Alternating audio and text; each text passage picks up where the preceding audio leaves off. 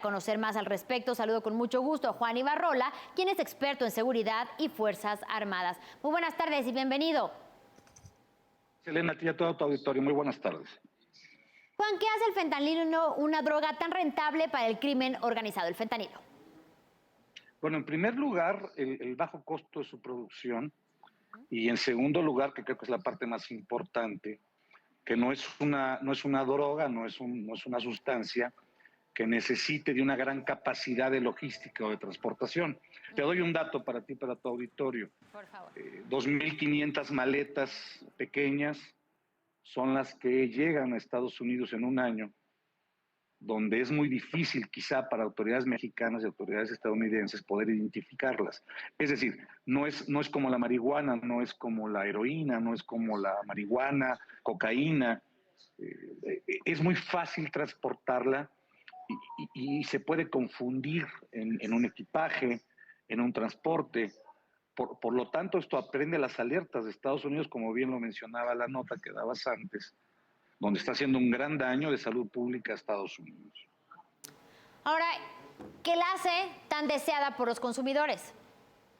Su capacidad de adicción, su potencial narcotizante, que esa es la palabra correcta, es decir, causa un efecto narcótico en la persona que la consume, que tiene una gran potencia, ese es el término técnico, tiene una gran potencia el fentanilo en sus variantes, ya sea en pastillas, ya sea inyectada, ya sea fumada, pero hace que genere una gran adicción y finalmente lo que está buscando el adicto, que es poder encontrar ese estado narcótico al que los pone cualquier droga, pero esta lo hace con una gran potencia y importante decir que un bajo precio, ¿no? Un bajo costo. En un momento en el que la popularidad del fentanilo es tan alta, ¿de qué tamaño es la crisis de inseguridad, pero por supuesto también sanitaria desatada con el auge de esta droga? Mira, se convierte en un problema de salud pública para Estados Unidos. El último reporte del sector salud de Estados Unidos habla de 180,000 muertos en un año solamente por el consumo de esta droga. Evidentemente va a generar una alerta de salud pública y se vuelve un conflicto también de seguridad nacional. Es decir, ¿cómo se crea esta droga? ¿Cómo es tan potente? ¿Cómo es tan práctica para que un adicto la pueda conseguir?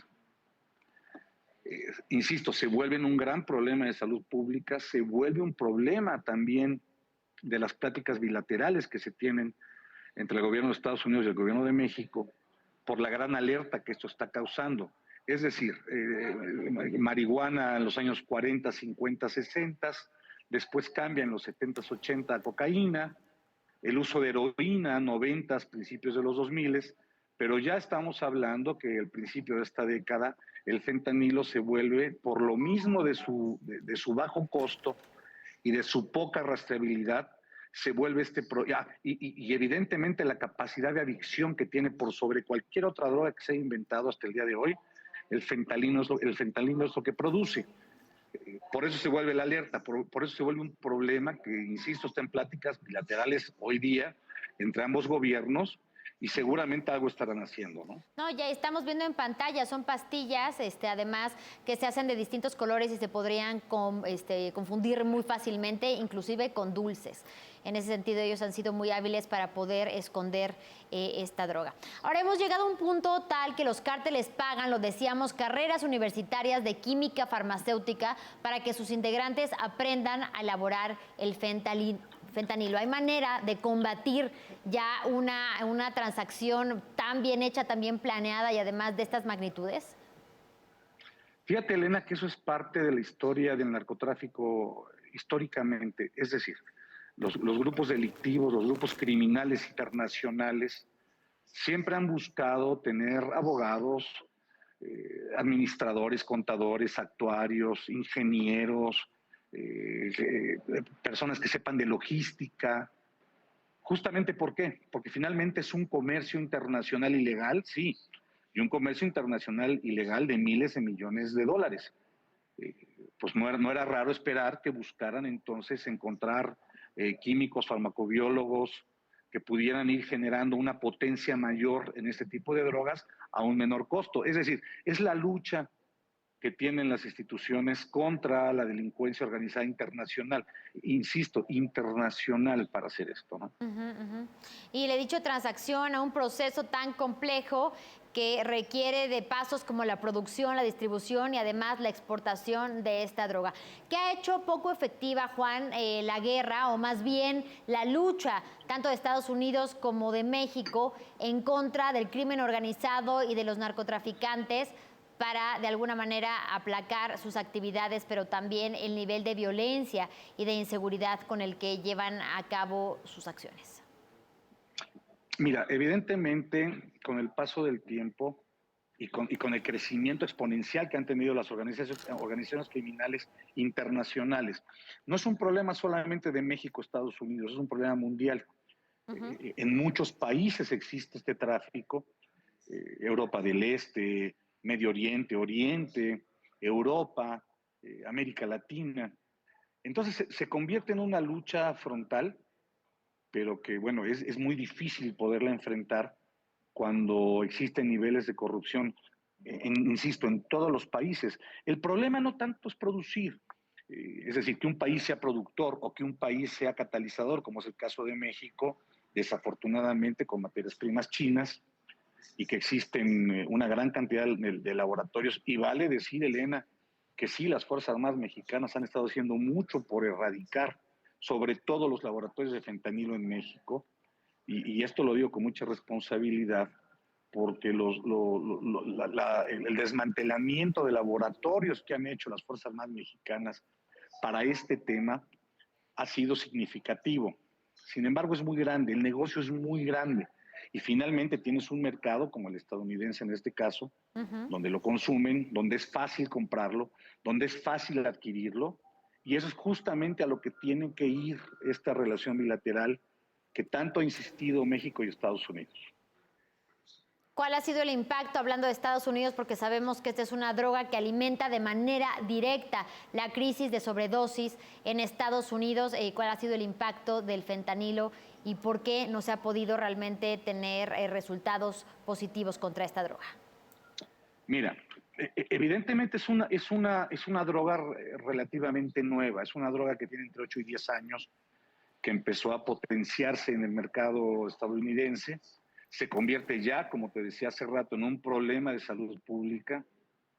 Es muy difícil y creo que vale darle un voto de confianza a los gobiernos, de que no necesariamente pueden entender quién está creando una nueva droga. Seguramente en este momento alguien está creando una nueva droga que en su momento quizá va a ser más económica, más adictiva que lo que estamos viendo ahorita como fentanilo. Creo yo que no alcanza a un gobierno poder entender dónde está el origen de esto. Creo que aquí lo importante, y vale la pena destacarlo, es que ya se dieron cuenta, por ejemplo, en Estados Unidos, que es un problema de salud pública. Ya se dieron cuenta también en el gobierno mexicano que ya el negocio no es amapola, no es marihuana, no es cocaína, sino es justamente el fentanilo. Tienen que hacer un trabajo muy grande para poder erradicarlo, sí. ¿Podrán? Seguramente sí. La diferencia contra otro tipo de drogas, por ejemplo la marihuana, es que como es una droga sintética, sí hay que erradicarla completamente. Es decir, hoy ya en muchos países el uso de la marihuana es legal, el uso de un fentanilo jamás va a poder ser legal justamente porque es una droga química que afecta y que mata.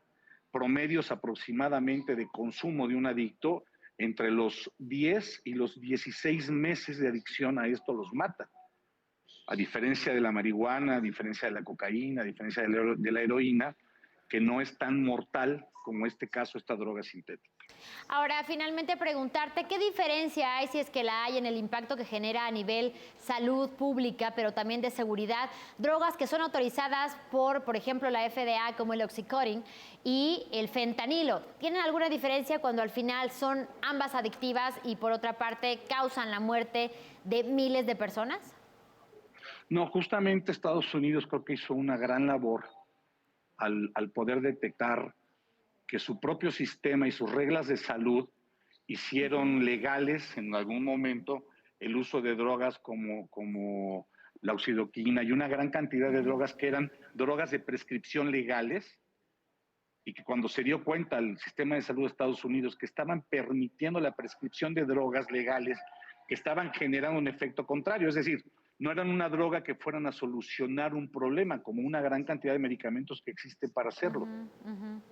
Lo que vimos en principios de los 2000 es que el gobierno de Estados Unidos se da cuenta que drogas de prescripción legal estaban generando adicciones y un tema de salud pública terrible. No, inclusive entre Eso médicos, ¿no? Que eran los que recetaban, también se volvieron adictos. Exactamente. En el caso del fentanilo no es así, porque esa sigue siendo una droga ilegal. Es decir, no hay un médico que ahorita esté prescribiendo fentanilo. Recordemos que una de las bases de los anestésicos es el fentanilo, pero sí está muy regulado y no cae en el espectro de lo que están consumiendo ahorita los americanos, los que consumen esta droga en Estados Unidos. Por eso creo que va a ser un poco más difícil detectarlo, como esas drogas que eran legales por prescripción. Esto no es por prescripción y no es legal. Ahí dices, dos de las características muy claras del fentanilo y por las cuales se debe su popularidad es el bajo costo y también su poca arrastrabilidad, nos has dicho bien. Muchísimas gracias, como siempre, Juan Ibarrola, experto en seguridad y Fuerzas Armadas. Hasta la próxima y muy buena tarde. Al contrario, Elena, un saludo para ti y para todo tu auditorio. Gracias.